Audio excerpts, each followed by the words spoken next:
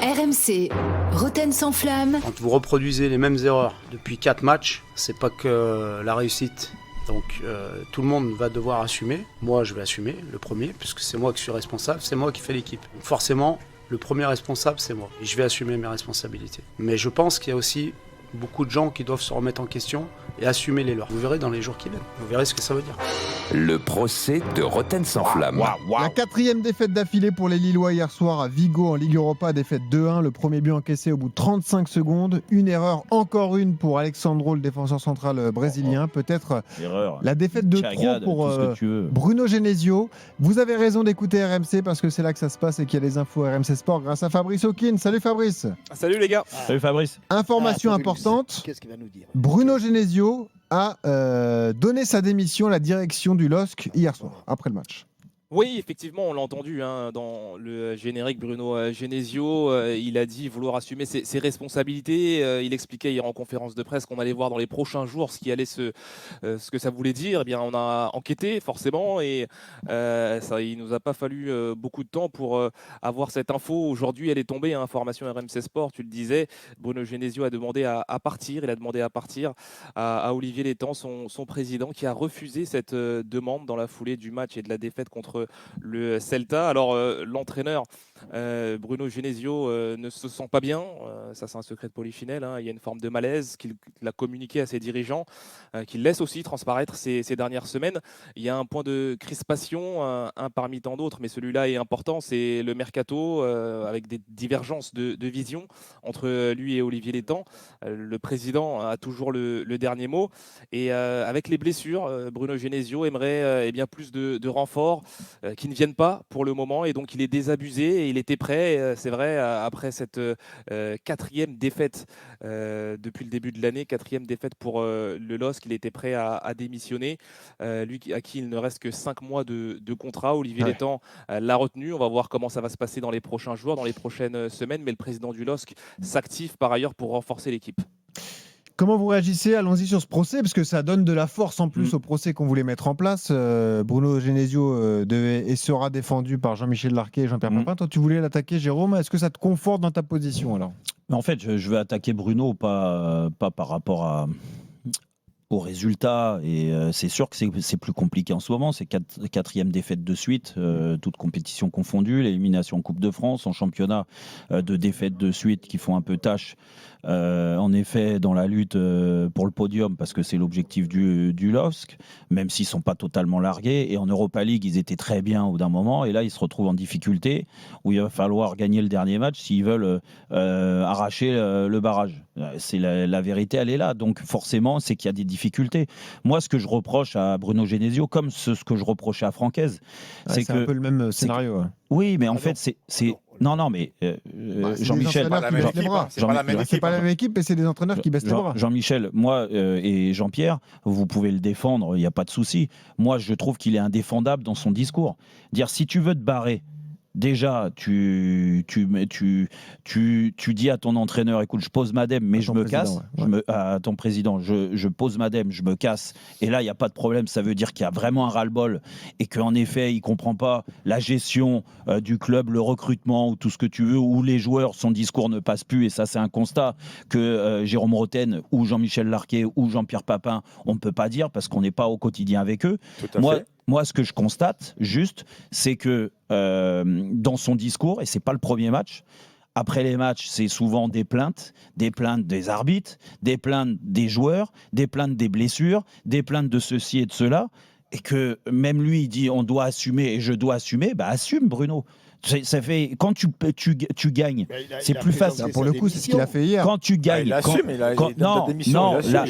Non, parce qu'il a posé démission, Jean-Pierre est posé démission. Ce que je veux dire, c'est que Francaise, il a posé sa démission, mais il réclamait des indemnités. Là, mais c'est la vérité. Ça s'appelle pas une démission. Si tu veux te tirer avec les indemnités, c'est des alors pourquoi Jean-Michel, toi, demain, tu es entraîneur. Moi, je suis entraîneur de Lille. Je dis, j'en ai marre, je pose ma démission. Mais pourquoi tu restes ? Bah oui. Parce que ton président, parce qu'Olivier Létang, il est en fin de contrat en juin, qui soi-disant, t'a mis des bâtons dans les roues ou n'est pas allé dans ton sens sur le recrutement, il te dit non, Bruno, tu restes, je vais t'obliger. Mais t'obliges à quoi? En fait, on parle bien de football, on parle bien de passion de football, passion d'entraîner. S'il est plus passionné pour entraîner, s'il est fatigué, eh ben tu sais quoi? Rentre à la maison et tu prends tes 6 derniers mois, tu déchires ton contrat.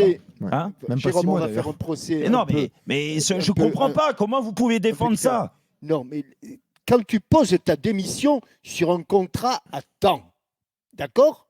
À partir du moment où tu poses ta démission et que tu t'en vas sans l'accord de M. Létang, normalement, dans ces cas-là, le club, puisque tu ne respectes pas ton contrat, tu poses ta démission, Bruno Genesio va devoir normalement payer parce qu'il pose sa démission.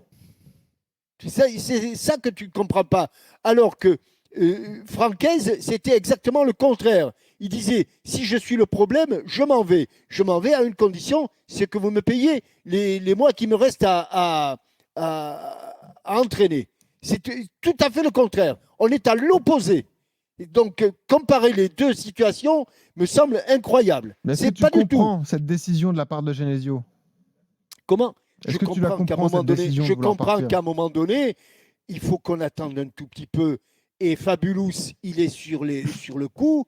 À mon avis, les gars, les personnes avec qui il ne s'entend plus, on doit chercher peut-être du côté des joueurs, on doit peut-être aussi chercher du côté des gens en costume. J'en sais rien. Mais je voudrais bien savoir avec qui il a des gros problèmes. Et pourquoi il ne le dit pas alors? Parce que c'est pas lui de le dire, Jérôme. On va peut-être tu ne peux pas donner un problème. Tu peux pas dire les gens. Jean-Michel a raison. S'il les connaît, peut-être il les connaît pas. Si. Non, là où Jean-Michel a raison, c'est qu'il y a évidemment de la déception au niveau des joueurs, puisque beaucoup ne donnent pas satisfaction. Et pour le coup, là, ils se rejoignent avec Olivier Létang, qui lui aussi est déçu par un certain nombre de joueurs. On pense notamment aux gardiens, on pense aussi à certaines recrues, aux ailiers, Félix Correa, etc. Mathias Fernandez Pardo, lui aussi, qui est la cible de plusieurs points de crispation au club. Mais il faut aussi dire que, et ça aussi, c'est pas un secret, entre Olivier Létang et Bruno Genesio, c'est pas très fluide. C'est pour ça. Je ne crois pas que ce soit fluide. C'est pas un grain de sable qu'il y a. Je pense qu'il y a du gros gravier quand même. Et ça fait un moment. Jean-Pierre. Voilà. Et en plus, quand tu tu trouves ça, donc tu défends Genesio sur quoi en fait? Tu trouves ça normal qu'il pose sa dème ou qu'il ait un. Non, mais son discours de circonstance, pour moi, il est logique. C'est qu'il va aussi dire que lui, il est responsable parce qu'il fait l'équipe. Et ça, tout entraîneur le fera la même chose. Maintenant, il a pointé quand même certains problèmes qu'il a avec ses joueurs.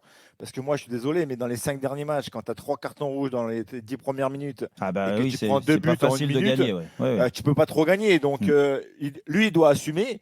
Et il fait passer le message quand même que ses joueurs doivent assumer. Et ça va apparemment, je pense, un peu chauffer dans le vestiaire. Et après, s'il y a des problèmes derrière, sincèrement, aujourd'hui, on sait plus ou moins qu'ils ne sont pas d'accord sur les arrivées, etc. Mais pour moi, son discours, je pense qu'il est de circonstance par rapport à ces mauvais résultats de ces derniers temps. Mais Jean-Pierre, moi, je comprends tout ce que vous dites avec Jean-Michel. Il n'y a pas de souci de lui trouver aussi des circonstances atténuantes. Et surtout, on est là pour le défendre. Il n'est pas le seul responsable. Mais ça, je suis d'accord avec vous. Moi, où je voulais l'attaquer, lui et d'autres qui tiennent ce discours-là, je ne sais pas. Aujourd'hui, quand tu regardes, même si en ce moment, c'est la 4e défaite du suite et tu as pris des claques. Ok. Mais excuse-moi, Lille, ils ne sont pas largués en championnat parce qu'ils sont totalement encore là pour. Ils ne sont pas largués en Ligue Europa. Ils ne sont pas largués en Ligue Europa. Donc, 2 objectifs du début de saison, si tu veux, ils ne sont pas morts. Encore les objectifs. Voilà. Mais vous pensez qu'il va réussir à les atteindre en ayant ce discours-là? Je pense que ça peut aussi toucher quelques joueurs. Réveiller le vestiaire. Mais c'est la question que j'allais vous poser juste pour terminer, messieurs. Mais moi, quand tu sais, parce qu'on est passé par là, Jean-Pierre, quand tu sais que ton entraîneur, il a baissé les armes, il a rendu les armes à Olivier Létang. Moi, je démissionne parce que j'y arrive pas. Je ne crois pas qu'il ait baissé les armes. Et si tu proposes ta démission, c'est que tu baisses la arme. Tu peux avoir un discours, mais tu peux aussi proposer ta démission pour faire réagir tout le monde. Moi, ce que j'aimerais, c'est que si Olivier Létang n'est pas content, il prend ses responsabilités, il le vire, il lui fait un chèque. La question, c'est est-ce qu'il a raison de lui dire de refuser la démission, de lui dire de rester? Est-ce que ça, c'est une bonne décision de dirigeant? Vous avez vu que ça n'a pas marché à Nice, par exemple. Mais de toute façon, pour moi, c'est voué à l'échec. Le message qu'il envoie, ça veut dire qu'il manque d'énergie, de solutions pour faire rebondir le club. Ou alors, il n'y a que les joueurs qui sont capables de relever le défi. Donc les temps se trompent en voulant le garder. Mais les joueurs, Jean-Pierre, tu as regardé le match comme moi hier. Les joueurs, quand tu vois qu'Alexandro, alors qu'il a fait déjà une grosse connerie le match contre Rennes, et hier, au bout de 40 secondes, il est capable de te faire une passe mauvais pied droit, transversal dans l'axe. Non mais franchement, écoute, t'as vu ça où? Même en district, tu fais pas ça.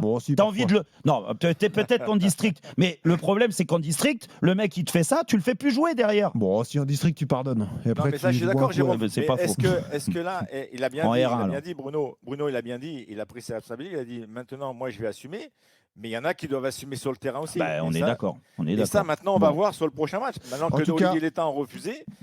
Le prochain match va être parlant pour beaucoup de choses. Moi, je te dis, dans ces cas-là, donnez l'équipe à Stéphane Pichot, qui entraîne la réserve, il me semble. Donne l'équipe à Stéphane Pichot, il va avoir l'énergie, il va être rafraîchissant et peut-être qu'il aura les solutions pour réveiller ce vestiaire. Mais là, Bruno Genesio, moi, je pense qu'il n'a plus de solution.